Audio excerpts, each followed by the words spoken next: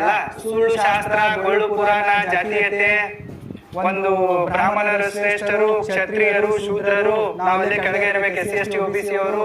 ಮತ್ತೆ ನಮ್ಗೇನು ಲಿಂಗಾಯತರಿಗೇನು ಬ್ರಾಹ್ಮಣರ ಸ್ಥಾನಮಾನಗಳೇನು ಕೊಟ್ಟಿಲ್ಲ ಹಿಂದೂ ಧರ್ಮದಲ್ಲಿ.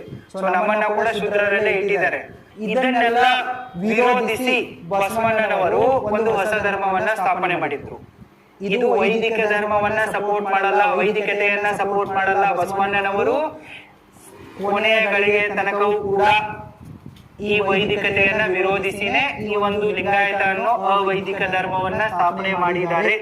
ಲಿಂಗಾಯತಿಸಂ ಅಲ್ಲಿ ಮೂಢನಂಬಿಕೆಗಳಿಗೆ ಬೆಲೆ ಇಲ್ಲ, ಮೂಢನಂಬಿಕೆಗಳಿಗೆ ಜಾಗ ಇಲ್ಲ, ಅಂಧಶ್ರದ್ಧೆಗಳಿಗೆ ಜಾಗ ಇಲ್ಲ, ನಕಲಿ ದೇವರುಗಳಿಗೆ ಜಾಗವಿಲ್ಲ, ಗಂಡು ಹೆಣ್ಣು ಅನ್ನೋ ಲಿಂಗ ಭೇದವಿಲ್ಲ, ಮತ್ತೆ ನೀನ್ ಮೇಲು ನಾನು ಕೀಳು ಅನ್ನೋ ತಾರತಮ್ಯಗಳಿಲ್ಲ.